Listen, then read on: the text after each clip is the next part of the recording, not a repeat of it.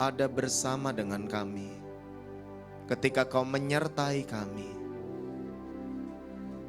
tahu kami bisa hadapi perkara apapun di muka bumi ini.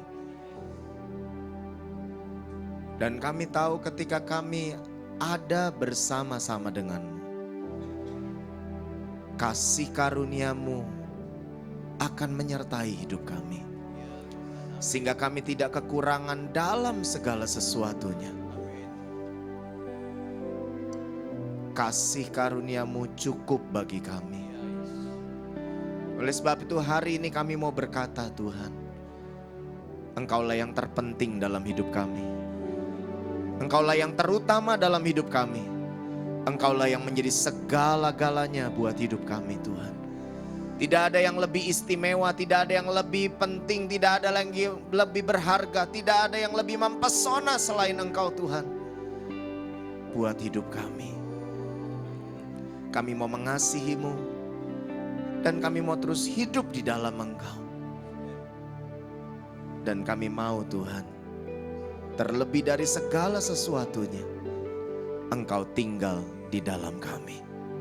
Berbicaralah buat kami pagi hari ini, Tuhan. Bukakanlah rahasia firman-Mu bagi kami. Ajarkanlah umat-Mu. Ajarkanlah kami. Bicaralah buat kami, Tuhan. Urapi hamba-Mu dan pakai menjadi berkat bagi umat-Mu. Dalam nama Yesus kami bersyukur dan kami berdoa. Amin. Tepuk tangan yang meriah buat Allah kita. Silakan duduk Bapak Ibu sekalian. Shalom. Senang sekali saya boleh ada bersama-sama dengan saudara pada pagi hari ini. Dan pagi hari ini saudara, saya mau bicara tentang tema kejarlah pengenalan akan Tuhan. Kejarlah pengenalan akan Tuhan. Mari lihat sama-sama Lukas pasal 24. Lukas pasal 24 ayatnya yang ke-13 sampai ayatnya yang ke-17. Namun jangan saudara tutup Alkitab saudara, karena kita akan baca lanjut dengan ayat yang ke-30 sampai ayatnya yang ke-35. Demikianlah bunyi firman Tuhan, Lukas 24 ayat 13 sampai ayat yang ke-17. Pada hari itu juga 2 orang dari murid-murid Yesus pergi ke sebuah kampung bernama Emmaus yang terletak kira-kira 7 mil jauhnya dari Yerusalem. Dan mereka bercakap-cakap tentang segala sesuatu yang telah terjadi. Ketika mereka sedang bercakap-cakap dan bertukar pikiran, datanglah Yesus sendiri mendekati mereka, lalu berjalan bersama-sama dengan mereka. Tetapi ada sesuatu yang menghalangi mata mereka sehingga mereka tidak dapat mengenal Dia. Yesus berkata kepada mereka, "Apakah yang kamu percakapkan sementara kamu berjalan?" Maka berhentilah mereka dengan muka muram. Nah, saudaraku yang kasih dalam Tuhan, perhatikan baik. Setelah kejadian Yesus mati disalibkan, maka saudara, sesungguhnya ada sesuatu keadaan yang mencekam di Yerusalem. Dan saudara bisa perhatikan bagaimana murid-murid menghabiskan setiap hari mereka ada di dalam rumah dengan kondisi pintu yang terkunci rapat. Betul nggak saudara? Ya. Dan saudara, pada saat itu bukan hanya murid-murid yang merasa ketakutan, tetapi setiap orang yang selama ini bersama-sama dengan Yesus, orang yang selama ini banyak dekat dengan Yesus, saudara, mereka pun semua merasakan hal yang sama, satu ketakutan, karena mereka rata-rata memiliki pemikiran, jangan-jangan ini belum berakhir. Bukan hanya Yesus yang ditangkap, diadili, bahkan sampai disalibkan, tetapi bisa juga ada cerita lanjutan bahwa orang-orang yang selama ini mengikuti Yesus, bukan hanya murid-murid, tetapi orang-orang yang selama ini mengikuti Yesus, mereka pun memiliki ketakutan bahwa mereka bisa ditangkap dan mereka bisa mengalami hal yang dialami oleh Yesus dalam hidup mereka. Oleh sebab itu saudara perhatikan dua orang ini bukanlah dari 11 murid yang tersisa. Karena Yudas sudah mati, betul nggak saudara? Ya, 11 murid yang lain mereka berada di dalam rumah dengan kunci pintu rapat-rapat.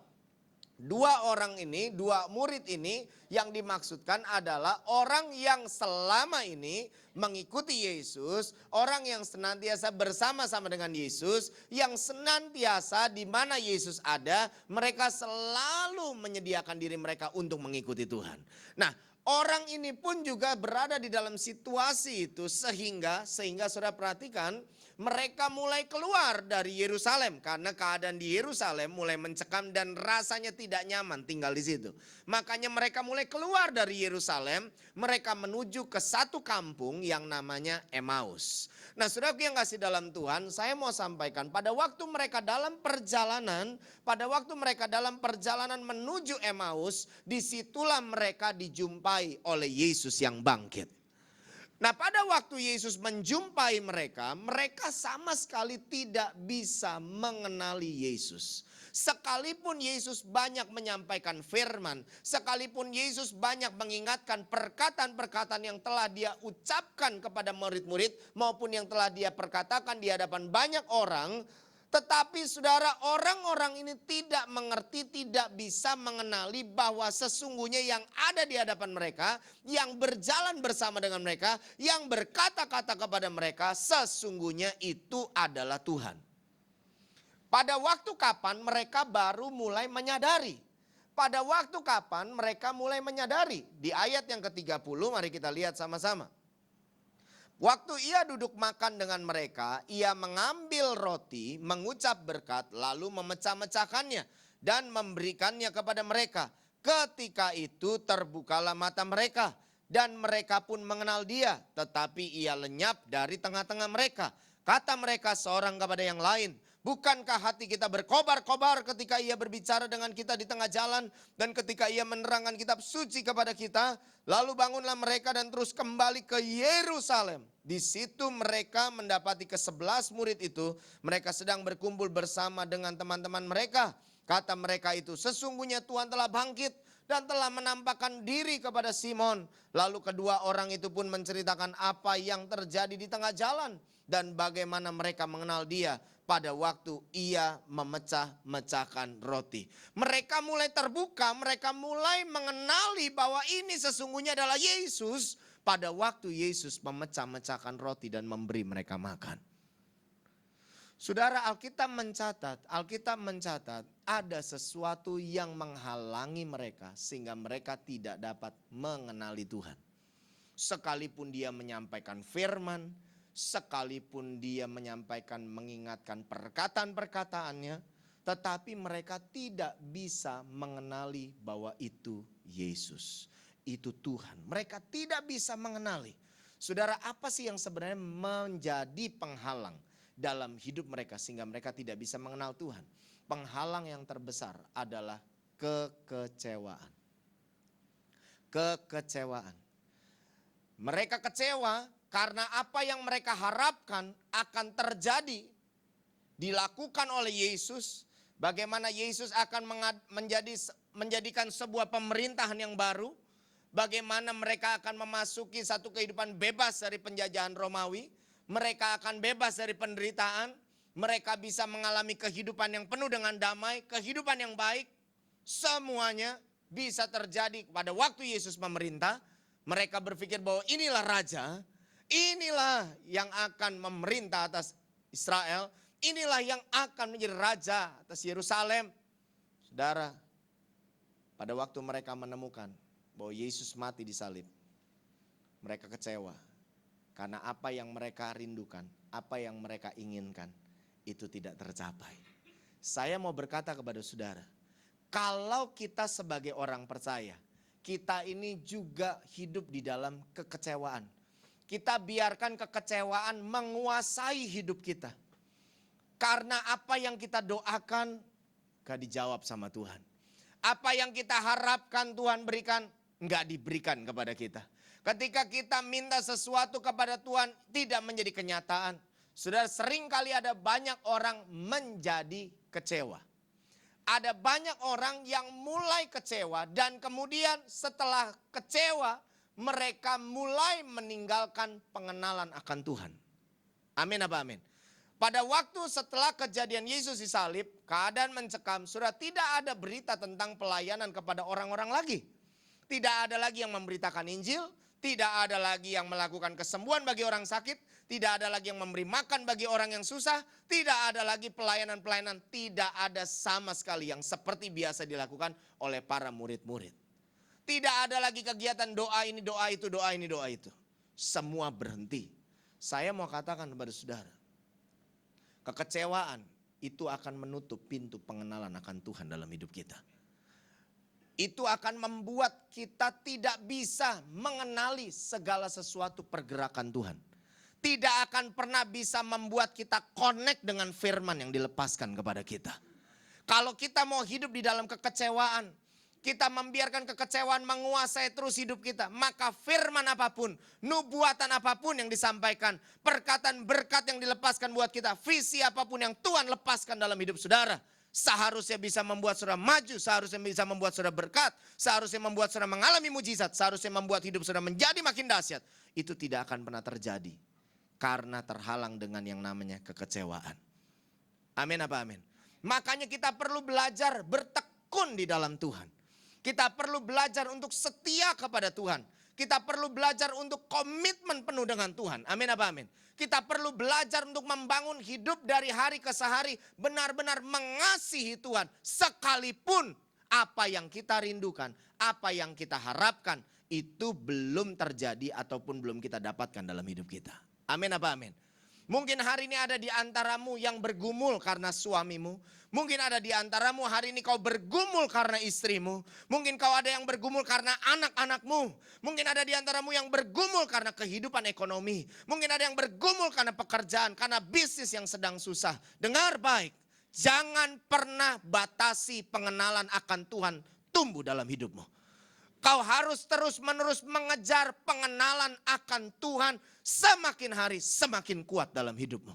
Itu harus sekalipun kau melihat ada kesusahan, sekalipun kau melihat ada tekanan, sekalipun kau melihat ada banyak persoalan, tapi biarlah hidupmu ini tetap ada di dalam Kristus. Tetap melakukan apa yang harus engkau lakukan kepada Tuhan. Tetap harus mengerjakan apa yang diajarkan oleh Tuhan secara terus-menerus dalam hidupmu. Kalau ini dibangun dalam hidup saudara, dengarkan saya baik-baik. One day, once time, ada satu hari, ada satu waktu, saudara yang tadinya gak ngerti, saudara yang tadinya gak bisa ngelihat apa yang di depan, saudara belum terjadi semua yang diperkatakan kepadamu hari ini, semua akan terbuka pada waktunya. Mujizat pada waktunya akan terjadi. Terobosan akan terjadi. Berkat akan terjadi. Sesuatu yang baru, sesuatu yang hebat, sesuatu yang luar biasa akan dimanifestasikan oleh Allah terjadi dalam hidup saudara. Tepuk tangan buat Allah kita. Haleluya. Amin apa amin? Makanya saudara perhatikan. Sementara mereka berjalan, mereka memang mukanya muram, mereka itu sedih, mereka itu kecewa, betul nggak? Ditanya sama Yesus, emang apa yang terjadi? Mereka muram mukanya, mereka kecewa, mereka lagi sedih luar biasa, campur aduk, kecewa, sedih, takut, campur aduk. Tapi selama perjalanan, menurut kesaksian mereka, hati mereka berkobar-kobar. Pada waktu berjalan dengan Tuhan. Amin apa amin? Sekalipun mereka belum mengenali itu Tuhan. Tapi karena mereka ada di dalam perjalanan bersama-sama terus dengan Tuhan. Mereka dengarin firman terus keluar dari mulut Tuhan. Ada sesuatu yang Tuhan mulai kerjakan dalam hati mereka. Saya percaya ketika saudara dan saya mempunyai sebuah kedisiplinan dalam hidup untuk mengejar pengenalan akan Tuhan. Ada masalah saudara tetap berdoa sungguh-sungguh kepada Tuhan. Ada masalah saudara tetap disiplin membaca firman setiap hari dalam hidup saudara. Ada masalah saudara tetap belajar untuk melakukan firman Tuhan dalam hidup saudara. Keadaan yang sesulit apapun, saudara belajar untuk terus bersekutu dengan Tuhan. Bersekutu dengan orang-orang percaya. Saudara terus melatih diri saudara, terus menerus dalam pengenalan akan Tuhan. Bukankah itu yang terjadi di Yerusalem? Pada gereja mula-mula, ada tantangan, ada sebuah keadaan yang mencekam, tetapi ada sebuah perubahan. Amin apa amin? Ada sebuah perubahan yang terjadi. Anda perhatikan dua orang ini yang tadinya lagi ke Emmaus, begitu mereka mulai menangkap ini Tuhan. mereka bersemangat. Yang tadinya keluar dari Yerusalem, menjauhi Yerusalem, balik lagi ke Yerusalem. Amin apa amin? Yang tadinya takut, tidak lagi takut. Yang tadinya tidak punya semangat, tidak punya gairah, menjadi bergairah. Yang tadinya tidak berani untuk memberitakan Injil, tidak berani untuk melayani kembali, sekarang melayani menyala-nyala. Bahkan saudara perhatikan baik, apakah ada Yesus mengajarkan kepada mereka training homiletika, ilmu berkhotbah 8 sesi lebih dulu? Nggak ada. Apakah Yesus mengajarkan kepada mereka, kita training dulu ya murid-murid, belajar eksegesis, belajar untuk menelaah firman, mengerti dan bisa menarik kebenaran itu dari setiap firman. Apakah Yesus melakukan itu? Tidak. Saudara melihat ya, lihat, dengerin saya baik-baik. Pada waktu pengenalan Tuhan benar-benar terbangun dalam hidup saudara, terjadi dalam hidup saudara secara konsisten. Ada kuasa adikodrati, ada kuasa Tuhan yang sempurna, yang secara otomatis akan menyertai hidup Anda dan saya. Tepuk tangan buat Allah kita. Haleluya. Makanya saudara perhatikan, mereka kembali aja ke Yerusalem.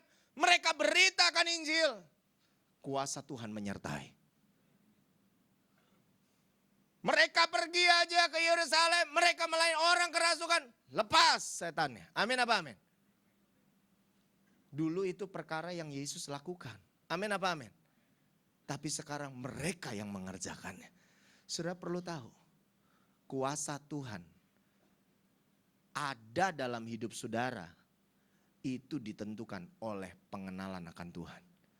Jadi kalau orang jauh dari Tuhan, kuasa Tuhan tidak akan bekerja dalam hidupnya. Bilang kanan kiri, dengerin tuh baik-baik. Ayo ngomong, dengerin baik-baik. Kalau hidup lu jauh dari Tuhan, ngomong kanan kiri. Kuasa Tuhan tidak mungkin bekerja. Makin lu dekat sama Tuhan. Ayo ngomong yang benar dong, pada lemes amat sih. Hah? Sama Pak, saya juga belum sarapan Pak. Dari Tangerang lagi. Kalau kita bisa makin dekat dengan Tuhan,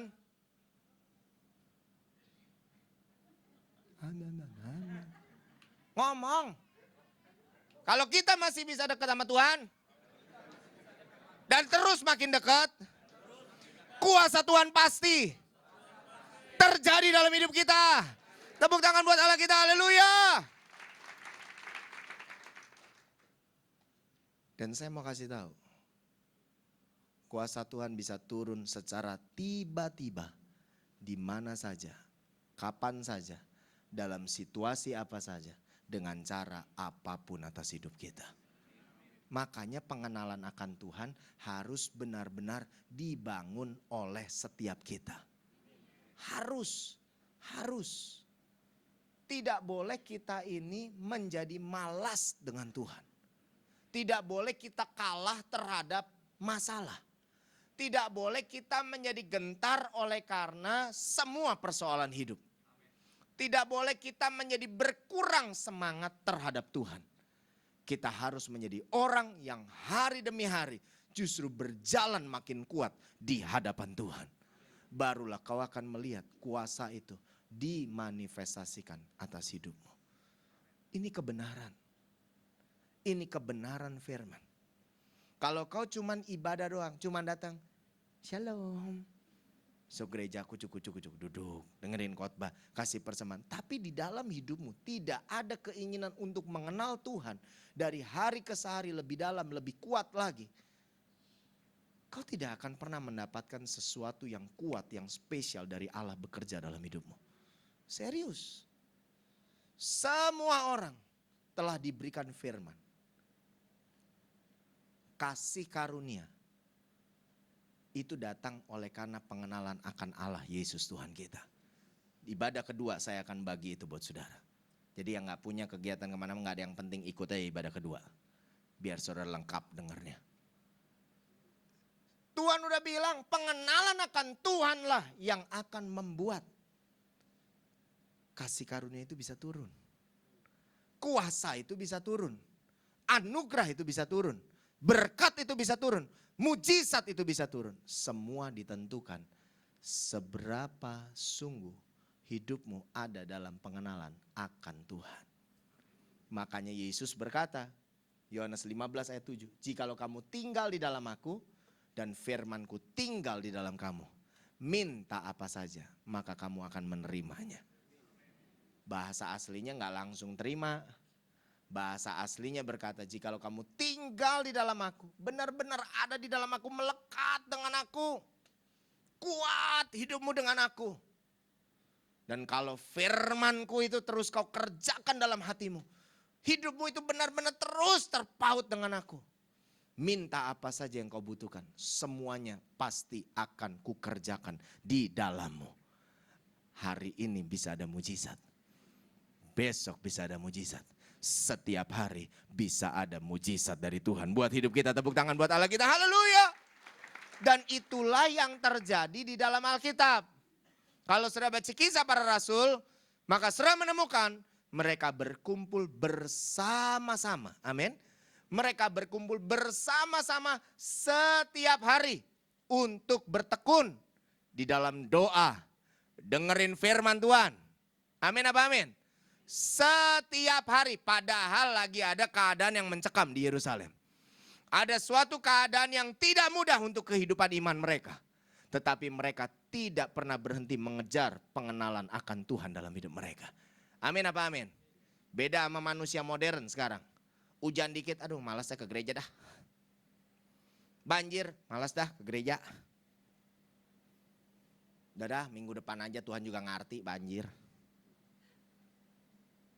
Gua puyeng lah, lagi banyak masalah. Capek gua ke gereja. Kita malah keluar duit persembahan. Gua aja lagi puyeng butuh duit. Mana ini minggu misalnya saudara mungkin ada minggu khusus gitu ya. 2 kali lagi persembahannya.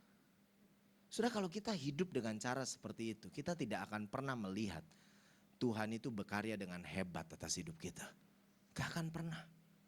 Alkitab menyebutkan mereka tiap hari bertekun, mereka tiap hari mendengar firman, tiap hari mereka mengerjakan kasih seorang akan yang lainnya. Amin apa amin? Mereka bagi-bagi apa yang mereka punya, mereka lakukan itu untuk menolong satu dengan yang lain. Mereka mulai kembali kepada Tuhan. Mereka mulai kembali mengerjakan apa yang Tuhan mau mereka lakukan. Mereka mulai membangun hidup mereka di dalam pengenalan akan Tuhan. Artinya apa yang Tuhan mau, apa yang Tuhan ajarkan, apa yang seharusnya Allah harapkan bisa temukan dalam hidup saudara. Itu benar-benar dia bisa temukan. Kalau dia menemukan itu, Alkitab mencatat tiap-tiap hari. Alkitab mencatat loh, tiap-tiap hari. Tuhan membuat mujizat di tengah-tengah mereka. Tepuk tangan buat Allah kita. Haleluya. Bilang kanan kiri, mujizat pasti bisa terjadi buat hidup kamu. Asal lu gak ogah-ogahan sama Tuhan. Ngomongnya yang benar, yang kuat. Asal lu gak ogah-ogahan sama Tuhan. Melayani gak ogah-ogahan. Amin apa amin? Saya gak mau khotbah panjang-panjang buat saudara. Tetapi saya berdoa bagian ini saya taruh buat saudara. Saudara akan mulai mengerti terbuka sesuatu bahwa hidup ini kalau mau dahsyat dengan Tuhan ya harus benar-benar sama Tuhan. Hidup ini kalau mau merasakan kehebatan Tuhan, hidup kita ini juga harus terlihat hebat di mata Tuhan. Bagaimana kita dengan dia. Saya tutup dengan satu kesaksian. Saya punya satu jemaat namanya Ibu Sarah. Satu waktu ketika saya sedang ada di rumah doa, saya lagi nuntun rumah doa. Kurang lebih 200 orang yang berdoa. Saudara, di sebelah saya adalah Pak Gembala, Pak Wiryo Hadi. Sementara saya lagi memimpin umat, lagi memuji, menyembah Tuhan. Kita lagi nikmati hadirat Tuhan begitu kuat di tengah-tengah kita. Tiba-tiba Pak Wiryo menyampaikan sebuah tantangan dari Tuhan. Intinya siapa yang mau didoakan, yang punya masalah, majulah ke depan. Saya mau berdoa melepaskan doa buat saudara. Semua pada maju. Pada waktu begitu banyak yang maju pengen didoakan, Pak Wirya toel saya. Rul, doain jemaat sama Bapak. Bapak ke sana, kamu ke sono ya. Kita bagi dua katanya. Bantuin Bapak. Siap Pak. Teman saya handle untuk penyembahan, saya bersama dengan Bapak mendoakan jemaat. Saya nggak pernah biasakan diri saya kalau berdoa buat jemaat, lihat yang mana yang nangisnya paling kejer, nah itu duluan.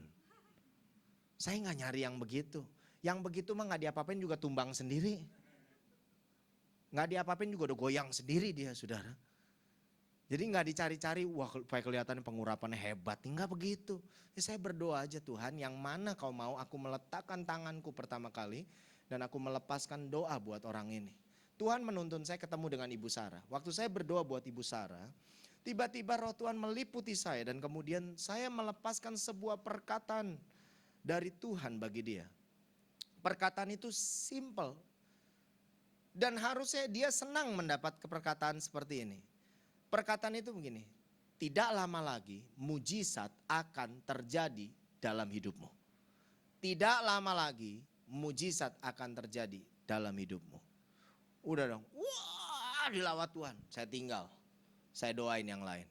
Selesai ibadah, udah kelar nih rumah doa, saya pulang. Karena di tempat kita yang berdoa kan banyak gitu ya. Jadi pendeta gak harus nungguin sampai jemaat pulang semuanya, kagak.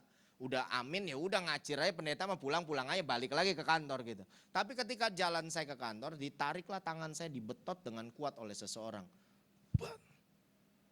Seperti reaksi orang marah. Dan ternyata itu adalah Ibu Sarah. Dia gak marah, cuman dia bingung kenapa saya harus mengatakan hal itu. Dia bilang, Pak Ruli, saya mau tanya sama Bapak, kok Bapak enteng banget ngomongnya, bahwa mujizat tidak lama lagi akan terjadi dalam hidup saya. Bapak tahu gak persoalan saya? Ini gede banget Pak, saya aja kagak tahu kapan selesainya. Kok Bapak bisa bilang mujizat itu tidak lama lagi akan datang? Saya bilang harusnya Ibu mah senang dengar perkataan begitu. Senang tapi bingung Pak. Karena saya aja berpikir ini pasti selesai dalam waktu yang sangat lama. Dan bahkan belum tentu saya bisa menyelesaikannya. Saya bilang belajarlah percaya kepada Tuhan. Tapi coba Pak terangin sama saya. Bapak ngerti gak masalah saya? Kagak tahu. Saya ini ditipu orang 1 miliar Pak. Ditipu orang 1 miliar. Saya gak kerja, selama ini saya hidup menggantungkan dengan suami. Anak-anak saya ini terancam putus sekolah semua Pak. Kami udah mulai jual barang ini, jual barang itu, jual barang ini, jual barang itu Pak. Tapi utangnya masih terlalu besar. Dan tidak cukup, rumah aja kita gak punya, kita kontrak Pak. Mana suami tiap hari maunya pikirannya bunuh diri aja melulu Pak. Jadi saya gak bisa kerja Pak. Karena saya takut kalau saya pergi cari duit, cari kerjaan, laki saya pulang udah mati. Akhirnya saya panggil bapaknya, Pak sini Pak. Kalau dikasih pikiran kreatif, jangan mikirnya gimana bunuh diri yang enak. Mikir Pak, gimana bisa dapat kerja, gimana bisa dapat duit, bisa bayar utang. Bunuh diri itu dosa Pak. Bapak mah enak, kalau udah bunuh diri udah mati, udah kaku. Utang mah tetap ditanggung sama anak sama bini Bapak.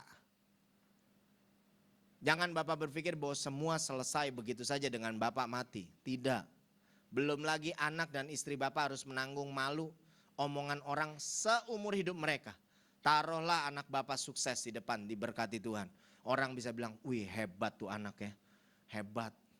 Keluarganya susah tapi dia bisa jadi orang hebat. Tapi lu tau gak, kesian. Bapaknya mati bunuh diri tahu, stres, utangnya banyak. Itu akan jadi momok buat dia. Bunuh diri itu dosa Pak. Tapi saya udah gak sanggup Pak. Saya bilang pokoknya jangan bunuh diri. Saya akan kawal kalian sampai kalian menerima mujizat dalam hidupmu. Tuhan melepaskan itu dari perkataan saya. Saya akan mengawal kalian sampai mujizat itu jadi. Mau Pak, mau. Benar mau. Setiap hari berdoa dengan saya 1 jam di menara doa. Tidak boleh absen. Setiap hari harus datang berdoa. Siapa? Kami mau lihat mujizat. Nah, itu yang benar, semangat. Berdoalah dia tiap hari sama saya.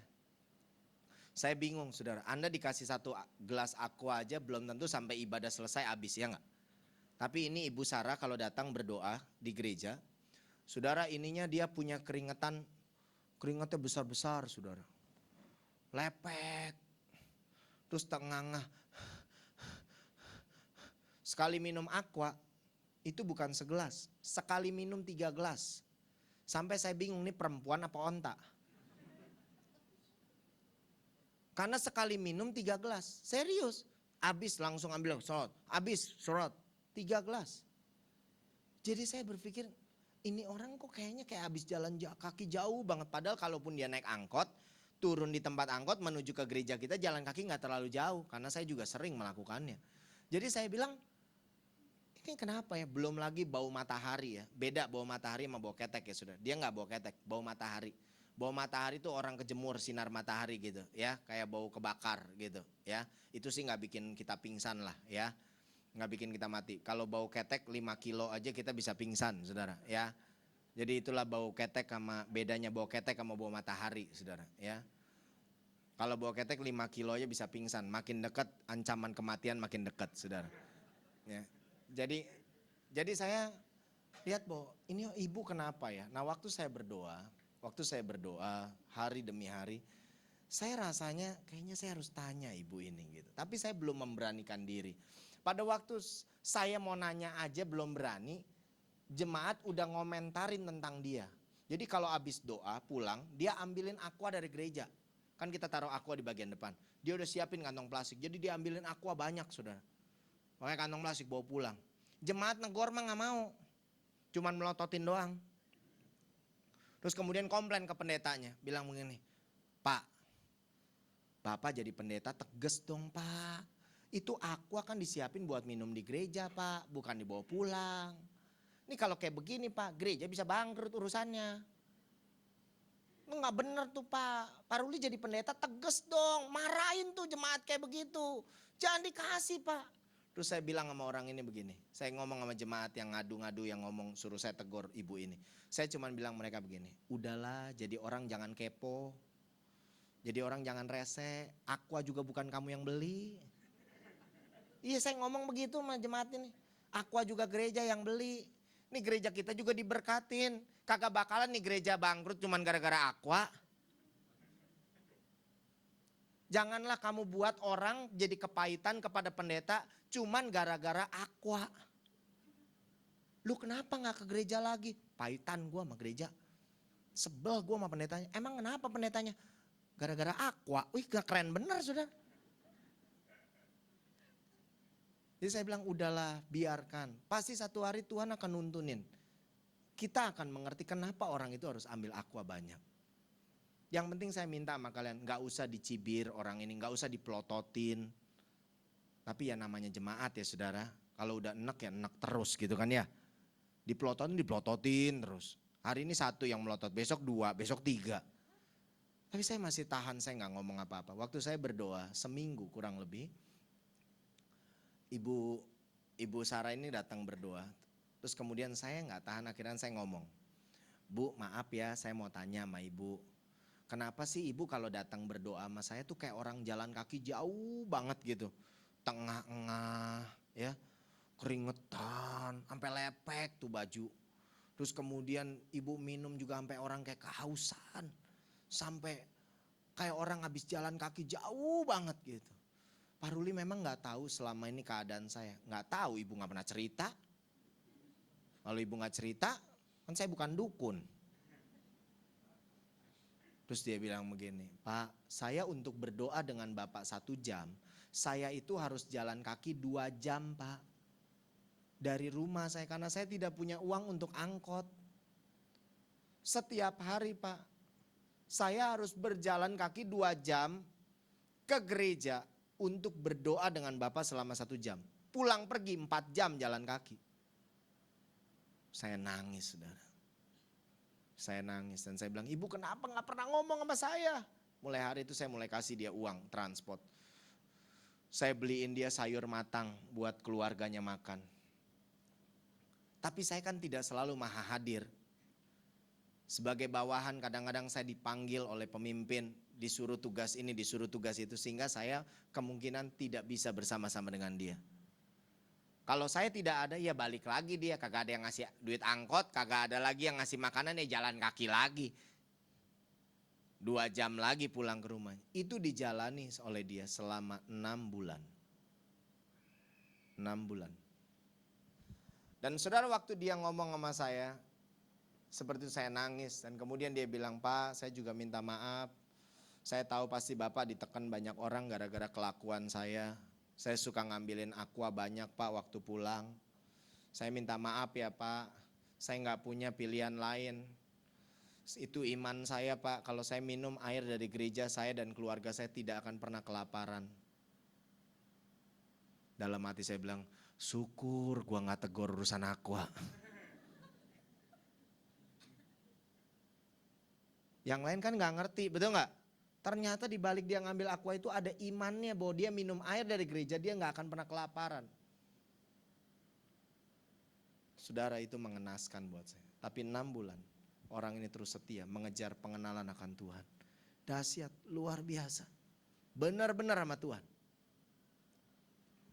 Saudara tahu apa yang terjadi? Dia harus pindah kontrakan. Dia nggak berani minta duit ke saya. Dia rasa saya udah banyak menolong dia. Akhirnya dia ditolong oleh temannya, salah satu yang beragama non-Kristen. Pindahlah ke daerah perkampungan, kontrakannya lebih murah. Ya. Tetangganya merasa kehilangan dia. Kehilangan kekasih hati. Belahan jiwa. Tetangganya ini punya hobi sama dia sama, ngurus anjing. Jadi begitu dia lihat Ibu Sarah nggak ada, dia coba cari tahu kemana sih pindahnya Bu Sarah ini gitu. Akhirnya dia dapetin alamat Bu Sarah, pergilah dia ke sana. Biasalah perempuan sama perempuan ketemu teletabis ya saudara. Berpelukan, nangis, curhat. Ibu kenapa sih pindah? Dia cerita, ya saya punya kesusahan. Suami saya ditipu orang dalam bisnisnya. Kami sekarang punya utang yang sangat besar. Saya nggak punya uang untuk pindah kontrak, untuk terusin kontrakan di situ karena ya saya benar-benar gak punya uang. Saya untuk makan aja setiap hari ditopang oleh gereja, oleh hamba Tuhan. Saya gak punya apa-apa Bu. Mana disangka tetangga, cuman gara-gara cocok urusan anjing. Tetangganya bisa, tenang Bu Sarah. Dia buka buku cek, berapa hutang Bu Sarah, disebutkan, dia tulisin. Dicek itu, ini untuk bayar semua hutangmu. Dia buka selembar lagi, dia bilang ini untuk modal yang baru, untuk engkau berusaha. Kau harus buka usaha yang baru. Ini modal saya berikan buatmu. Bu Sarah sekarang dengan suaminya udah keren lagi, udah punya perusahaan lagi. Dan dia punya ruko di wilayah yang mahal di Alam Sutra. Tepuk tangan buat anak ini. Bilang kanan kiri, lu tepuk tangan jangan kayak orang ngiri. Tepuk tangan yang benar. Yang benar, yang benar, yang kenceng.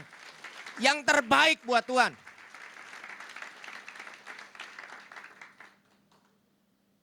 Pengenalan akan Tuhan itu punya kuasa yang besar. Itu yang akan mendatangkan kuasa yang besar untuk hidup saudara dan saya.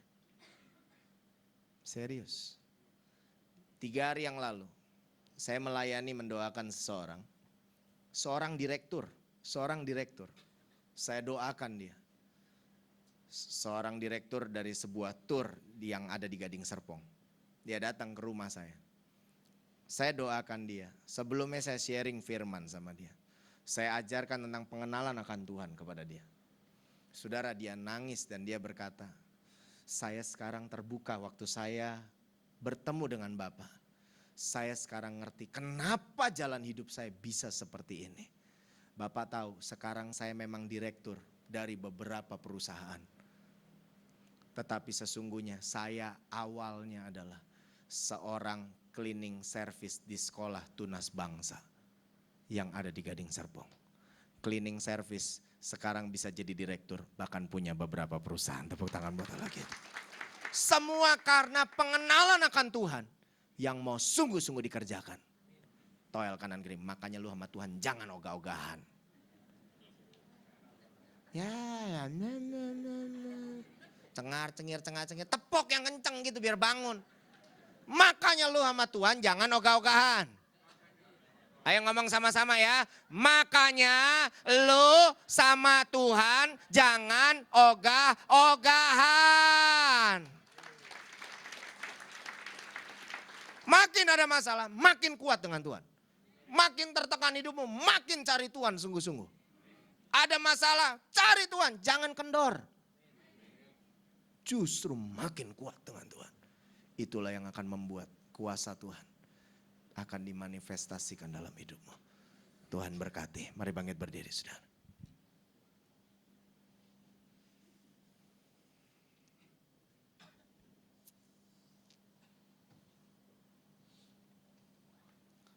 Lagu itu Pak, bejanamu mengiringmu. Mari saudara tutup mata saudara. Renungkan firman Tuhan ini. Periksa. Kalau ada kekecewaan, buang itu dari hidupmu. Yang lalu biarkan udah berlalu aja. Hari ini kau harus bangun hidup dengan Tuhan. Kau gak perlu kecewa terhadap hal-hal yang sudah terjadi di yang lalu. Sebab Tuhan selalu ada buatmu.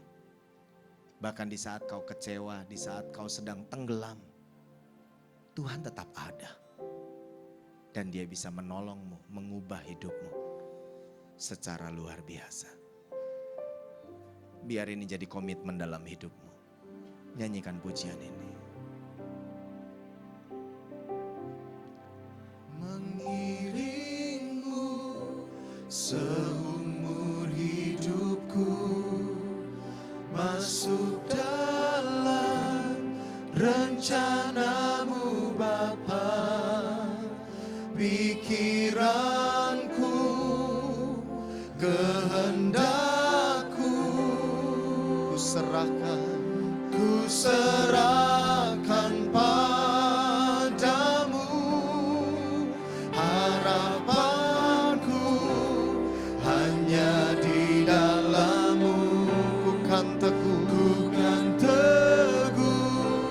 bersamamu Tuhan. Jadikanku bejanamu untuk memuliakan-Mu, mengiringmu seumur hidupku. Amin, amin. Masuk dalam rencanamu Bapa, pikiranku, kehendakku, ku serahkan padamu, harapanku hanya di dalam-Mu. Ku kan teguh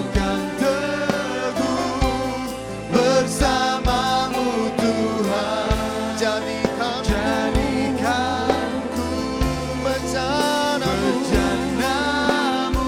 Amin, amin. Untuk memuliakan-Mu. Mari sama-sama angkat tanganmu. Katakan dengan sungguh di hadapan Tuhan. Mengiringmu seumur hidupku. Amin.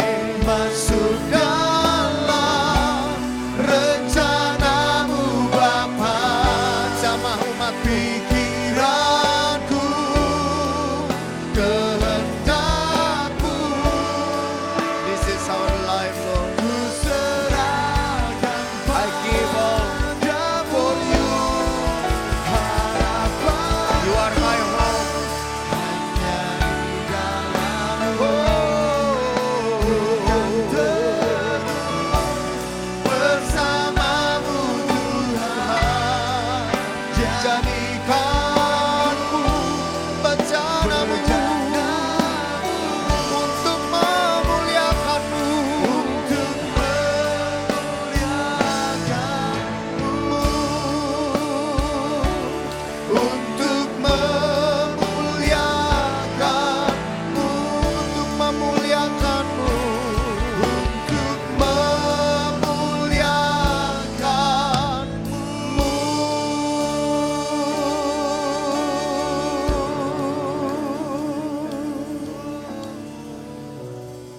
Hidup ini mau kami taruh terus di hadapan-Mu sebagai persembahan yang hidup, yang kudus dan berkenan ya Bapa.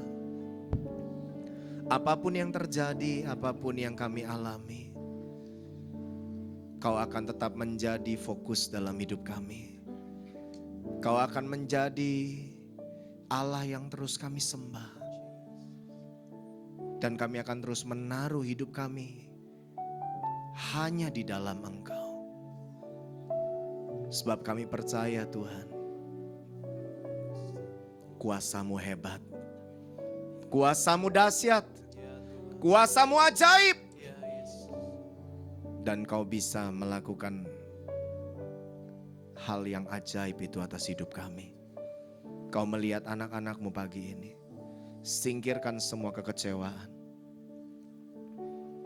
Singkirkan semua kekecewaan. Lepaskan dari semua trauma kekecewaan. Lepaskan dari semua kesuaman. Tapi biarlah semua bergairah akan Tuhan. Roh pengenalan akan Tuhan akan terus turun atas umat-Mu di tempat ini. Turun atas gereja-Mu di tempat ini. Sehingga kau akan mendapati ada terus di tempat ini umat-Mu yang kuat dalam pengenalan akan Tuhan. Dan Kau bekerja dalam kuasa-Mu dalam hidup mereka. Jamah hidup anak-anak-Mu. Apa saja yang menjadi beban pergumulan mereka, apa saja yang menjadi kesukaran buat mereka, aku serahkan ke dalam tangan-Mu. Kau yang menolongnya, Kau yang membuka jalan mereka, Kau juga yang membuka mujizat bagi mereka. Terima kasih Tuhan, kami bersyukur buat firman-Mu. Amin.